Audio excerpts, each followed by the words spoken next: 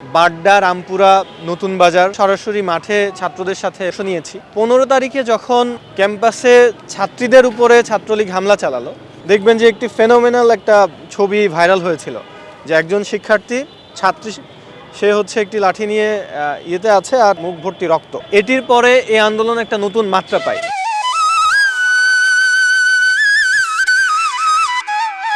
2024-এর জুলাইয়ের গণ অভ্যুত্থান এটি একটা সুন্দর সমন্বিত সামষ্টিক প্রচেষ্টা ছিল। এখানে একক নেতৃত্ব যেমন ছিল না, এটাও যেমন সঠিক। সামনে থেকে কিছু নেতৃত্ব প্রদানকারী ছিল, আবার এর নেপথ্যে কিছু মানুষ ছিল যারা একটা সমন্বয়ের মধ্যে ছিল। আর সবচেয়ে বড় যে শক্তিটি ছিল সেটি হচ্ছে ছাত্রদের পাশাপাশি সর্বস্তরের জনগণের স্বতঃস্ফূর্ত অংশগ্রহণ। 2024-এর গণ অভ্যুত্থান বা এই জুলাইয়ের যে আপরাইজিং এবং গণ আন্দোলন, এই আন্দোলনের পূর্বে 2018 সালে আমরা এরকম বড় দুটি আন্দোলন দেখেছিলাম, কোটা সংস্কার আন্দোলন এবং হচ্ছে নিরাপদ সড়ক আন্দোলন। এই দুইটি আন্দোলনে আমি তখন বিশ্ববিদ্যালয়ের শিক্ষার্থী, সরাসরি দুইটি আন্দোলনেই অংশগ্রহণ করার সুযোগ হয়েছিল। পেছনের নেপথ্যের শক্তি যারা, বা এই যে সামনের এবং পেছনের একটা সমন্বিত রূপ বা সমন্বিত প্রচেষ্টা, এই বিষয়টি ওই সময় আমি সম্ভবত থার্ড ইয়ারে ছিলাম, হ্যাঁ, তখন অত ভালো বুঝিনি। কিন্তু 24 সালের এই গণ অভ্যুত্থানে সামনে এবং পেছনের টোটাল সামগ্রিক বিষয়টা আমার খুব ভালোভাবে বা গভীরভাবে দেখার সুযোগ হয়েছে।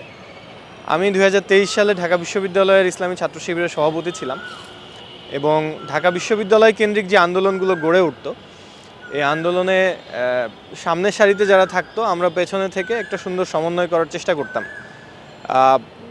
যারা আন্দোলন বা যে কোনো কর্মসূচি বা পলিটিক্যাল অ্যাক্টিভিজম করত, আমাদের সাথে একটা সমন্বয়ের মধ্য দিয়েই হতো। তাদেরকে আমরা সামগ্রিকভাবে সাপোর্ট দিতাম। আমাদের যারা জনশক্তি বা আমাদের সমর্থক ছিল তাদেরকে ওই আন্দোলনে প্রেরণ করতাম। একই সাথে নীতি নির্ধারণে আন্দোলনের ডিজাইন কেমন হবে, কর্মসূচিগুলো কিভাবে ঠিক হবে, এই প্যাটার্নগুলো এবং এই লজিস্টিক কিভাবে আসবে, এই বিষয়গুলোতে আমাদের সাথে ওই সামনের সারির ফেজ বা নেতৃত্বের একটা সুন্দর সমন্বয় হতো। তো জুলাইয়ের যে গণ অভ্যুত্থান, এটিও একই রকম একটি ফরম্যাটে অনুষ্ঠিত হওয়া বা সংগঠিত হওয়া একটা আন্দোলন। সামনের সারিতে বৈষম্যবিরোধী ছাত্র আন্দোলনের ব্যানারে আপনারা অনেকগুলো ফেজ বা অনেকগুলো মুখকে দেখেছেন। এর মধ্যে বর্তমানে যাদেরকে খুব রিকগনাইজড, নাহিদ আসিফ, হাসনাত সার্জিস, এবং এর পাশাপাশি আবু বকর মজুমদার, নুসরাত তাবাসসুম, এর পাশাপাশি আব্দুল কাদের, মাহিন সরকার, আব্দুল হান্নান মাসুদ, এরকম অনেকগুলো নাম সমন্বয়ক তালিকায় যারা ছিল, এই সমন্বয়ক তালিকা পরে বর্ধিত হয়। কিন্তু এখানে আরেকটা পাওয়ারফুল নিউক্লিয়াস ছিল পেছনে, যেই শক্তিটাকে জনগণ বা তৎকালীন সরকার সেভাবে চিহ্নিত করতে পারে নাই। সেই নিউক্লিয়াসের মানে প্রধান বা কেন্দ্রবিন্দুতে ছিল সাদিক কায়েম। সাদিক কায়েম তৎকালীন বিশ্ববিদ্যালয়ের ছাত্র শিবিরের সভাপতি, এবং সাদিক কায়েমের সাথে কোঅর্ডিনেশনে ছিলাম আমরা একটা, বলা চলে একটা টিম। সাদিক কায়েমের পূর্বে আমি সভাপতি ছিলাম, এর আগে আরও যারা সভাপতি ছিল, যেমন আলী হাসান জুনায়েদ ভাই, শরফুদ্দিন ভাই, আমাদের অনেক আগের সভাপতি মির্জা গালিব ভাই, যদিও তিনি এখন ইউএসএতে থাকেন, কিন্তু তিনিও আমাদের সাথে একটা কোঅর্ডিনেশনে ছিলেন। তো এই টিম সহ বিশ্ববিদ্যালয়ের তৎকালীন যারা নেতৃবৃন্দ, অর্থাৎ সেক্রেটারিয়েট মেম্বার, তাদের একটা সমন্বিত প্রচেষ্টা ছিল সামনের সারির নেতৃবৃন্দের সাথে, অর্থাৎ জুলাই অভ্যুত্থানের বৈষম্যবিরোধী ছাত্র আন্দোলনের ব্যানারে যারা সামনে থেকে নেতৃত্ব দিয়েছে তাদের সাথে সামগ্রিকভাবে আমরা পেছনে থেকে একটা সুন্দর সমন্বয়ের মাধ্যমে আন্দোলনটাকে এগিয়ে নিয়ে যাওয়ার। তো এটি ছাড়াও আমার ভূমিকার কথা যদি বলতে হয়, তাহলে এই নীতি নির্ধারণী জায়গাগুলা, অর্থাৎ কর্মসূচি ডিজাইন, দফা ডিজাইন, 9 দফার মধ্যে কী কী দফা থাকবে, এই বিষয়গুলো আমরা আলাপ আলোচনার মাধ্যমে ঠিক করতাম। পরবর্তী দিনের কর্মসূচি কেমন হবে, বিভিন্ন ইনোভেটিভ আমরা কর্মসূচি প্রণয়ন দেখেছি। এই কর্মসূচি ডিজাইনগুলোতে আমাদের একটা ভূমিকা ছিল। এটি আরেকটি ভূমিকা আমরা রাখার সুযোগ পেয়েছি, সেটি হচ্ছে একদম মাঠে। আমি বাড্ডা, রামপুরা, নতুন বাজার, এই জায়গাগুলিতে সরাসরি মাঠে ছাত্রদের সাথে এবং ছাত্র জনতার যে সম্মেলন, সেখানে গিয়ে সরাসরি অংশ নিয়েছি। আমার চোখের সামনে অনেকেই আহত হয়েছে, সরাসরি গুলিবিদ্ধ হয়েছে। আমি তখন একটা ইউনিভার্সিটির শিক্ষক। আমার ছাত্ররা যখন, অর্থাৎ আমি যে ইউনিভার্সিটিতে পড়াই, আমার ছাত্ররা যখন বের হয়ে যেত, দেখা যেত আমি তাদের সাথে বের হয়ে গেছি। এবং অগাস্টের 2 তারিখে ছাত্র শিক্ষক, আমরা কয়েকজন শিক্ষক ছিলাম। আমার ইউনিভার্সিটির শিক্ষক, পার্শ্ববর্তী আরও 2টা ইউনিভার্সিটির 2-3জন শিক্ষক ছিলেন। ছাত্রদের সামনে আমরা একসাথে সামনে থেকে আন্দোলন করেছি, স্লোগান দিয়েছি। এই বিষয়টি ছিল একটা অভূতপূর্ব ব্যাপার, যে জুলাই অভ্যুত্থানে অনেক শিক্ষকও ছাত্রদের সাথে নেমে গিয়েছেন। আমি তো সমন্বয়ক হিসেবে ছিলামই, কিন্তু একই সাথে আমার শিক্ষক সহকর্মী যারা ছিলেন তারাও অনেকে আমাদের সাথে আন্দোলনে নেমে গিয়েছেন।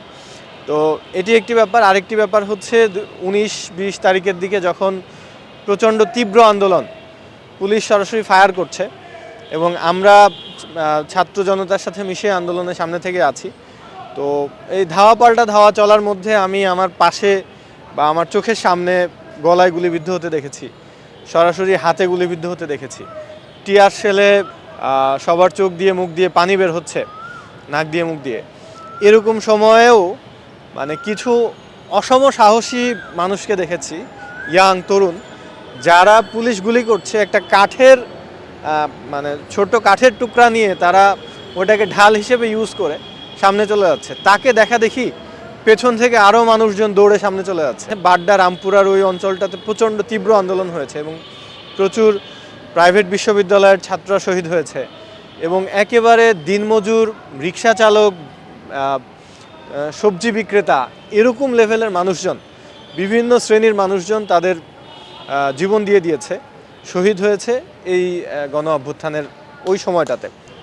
দেখেন, রাজনীতিবিদদের কথা যদি বলি বা রাজনৈতিক দলগুলো, গোষ্ঠীগুলোর কথা যদি বলি, তাহলে বিএনপি বা অন্যান্য রাজনৈতিক দল, তাদের তবুও একটা নাগরিক অধিকার ছিল, নাগরিক মর্যাদা ছিল।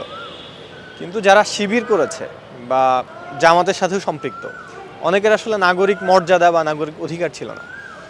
কেউ যদি প্রমাণ করতে পারতো যে একদল ছাত্রলীগ বা একজন ছাত্রলীগ কোনো একজন শিক্ষার্থীকে নির্যাতন করেছে বা পিটিয়ে আহত করেছে, তাকে যদি প্রমাণ করা যায়, প্রমাণও দরকার নেই, শুধু যদি ট্যাগ দেওয়া যায় যে সে শিবির, তাহলে তার এই নির্মম নির্যাতনটা জায়েজ বা জাস্টিফাইড হয়ে যেত। তো এই বিষয়টার কারণে শিবির একটা উন্মানুষ হয়েছিল ক্যাম্পাসগুলিতে। শিবির পরিচয়টা একটা খুবই ট্যাবু হয়েছিল, এই পরিচয়টা নিয়ে কেউ সামনে আসতে পারতো না। তো আমাদের দিক থেকে এই পরিচয় বহন করে সামনে আসা, এটা আরও বেশি ভয়ঙ্কর ব্যাপার ছিল, যে এটাকে কালার করে দিয়ে সহজে এই আন্দোলনটাকে একদম ম্যাসাকার করে ফেলে দমন করা যেত আর কি।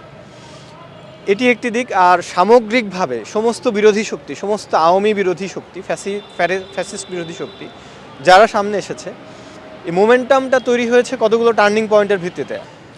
15 তারিখে যখন ক্যাম্পাসে ছাত্রীদের উপরে ছাত্রলীগ হামলা চালালো, দেখবেন যে একটি ফেনোমেনাল একটা ছবি ভাইরাল হয়েছিল, যে একজন শিক্ষার্থী, ছাত্রী, সে হচ্ছে একটি লাঠি নিয়ে ইয়েতে আছে আর তার মুখ ভর্তি রক্ত।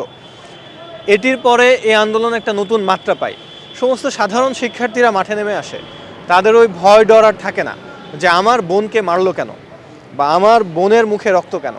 পরবর্তীতে 17 তারিখে ঢাকা বিশ্ববিদ্যালয়কে ভ্যাকেন্ট করে দেওয়া হয় হলগুলো, এবং ঢাকা বিশ্ববিদ্যালয় থেকে সকল ছাত্রছাত্রীকে বাড়িতে চলে যেতে বলা হয় এবং ভ্যাকেন্ট হয়ে যায়। 18 তারিখে সমস্ত প্রাইভেট বিশ্ববিদ্যালয় থেকে ঢাকা শহরের রাস্তায় নেমে আসে তার আগের দিনের শহীদ আবু সাইদ সহ যে 6-7জন শহীদ হয়েছিলেন, 6জন, তাদের প্রতিবাদে। তো এই যে প্রাইভেট বিশ্ববিদ্যালয়ের ছাত্রছাত্রীরা যে রাস্তায় নেমে আসবে, কারণ তাদের কাছে কোটা কোনো বিষয় না, তাদের মানে প্রবণতার মধ্যে সরকারি চাকরিতে ঢুকবে, কোটা তাদের জন্য বাধা হয়ে দাঁড়াচ্ছে, এই বিষয়টি বাস্তব ছিল না।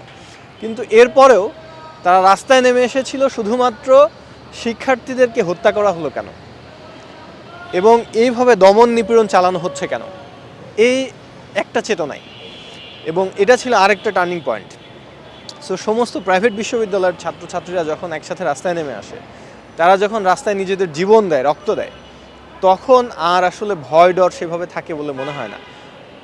মানে আপামর জনতা জনসাধারণ সবাই খুব দ্বিধাহীনভাবে স্বতঃস্ফূর্তভাবে মাঠে নেমে আসে। সো এই বিষয়গুলি ছিল আসলে টার্নিং পয়েন্ট।